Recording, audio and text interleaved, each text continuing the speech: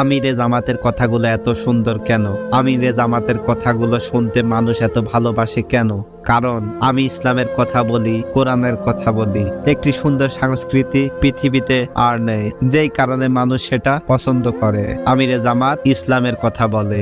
বাংলাদেশ জামাতে ইসলামে আমি ডক্টর শফিকুর রহমান বলেছেন, আমরা কোরআন ও সুন্নাহ মোতাবেক ন্যায় ও ইনসাফ ভিত্তিতে একটি সমাজ গড়তে চাই। শাসক মহান আল্লাহ তাআলার ভয়ে 19 কোটি মানুষের জিম্মাদার হিসেবে দায়িত্ব পালন করবে। ভালো কাজের জন্য শাসকের উত্তম পুরস্কার আর বিপরীত কাজে ভয়াবহ আগুনের শাস্তি অপেক্ষা করছে। জালিম শাসকদের পরিণতি কখনোই ভালো হয় না। বন্যা সহ নানা বিপদ আপদ আসে মূলত মানুষের কর্মফলের কারণে। তাই সবার আগে মহান আল্লাহ তাআলার কাছে ক্ষমা এবং সাহায্য চাইতে হবে। আমাদের হাতে সরকারের কোনো ফান্ড নাই। সংগঠনের কর্মী সমর্থক শুভাকাঙ্ক্ষীদের দানই আপনাদের জন্য এই সহযোগিতা।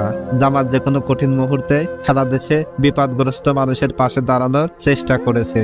আমিরে জামাত আরো বলেন, আমরা আল্লাহ তাআলার সন্তুষ্টিতে অর্জনের জন্য মানবতার কল্যাণে কাজ করি। এজন্য মানুষ আমাদেরকে ভালোবাসে, কিন্তু এই কাজটি ক্ষমতাসীনদের পছন্দ হয় না। তাই জুলুম নিপীড়ন চালিয়ে আমাদেরকে স্তব্ধ করে দেওয়ার চেষ্টা করা হয়। কিন্তু আমরা কেবল মহান আল্লাহ তাআলার সৃষ্টি অর্জনের জন্যই কাজ করে থাকি। সুতরাং জুলুম নিপীড়ন চালিয়ে মানবতার কল্যাণের কাজ করা থেকে জামাতকে থামানো যাবে না।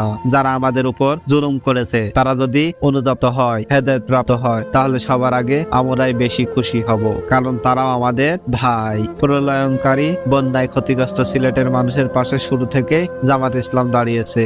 বন্ধুরা, স্বৈরাচারী শেখ হাসিনা জামাত এবং তার অঙ্গ সংগঠন ছাত্র শিবিরকে জঙ্গি বলে আখ্যা দিয়েছে। জাতির কাছে জঙ্গি রূপে তুলে ধরতে চেয়েছে জামাত ও শিবিরকে। কিন্তু ইসলামকে যত মাটির তলে গেড়ে দেওয়া হয়, ইসলাম তত শিকড় নিয়ে ডালপালা নিয়ে উপরে উঠে আসে। আজ দেখুন, জামাত যদি জঙ্গি হতো, শিবির যদি জঙ্গি হতো, তাহলে কি এইভাবে মানুষের সেবা করত?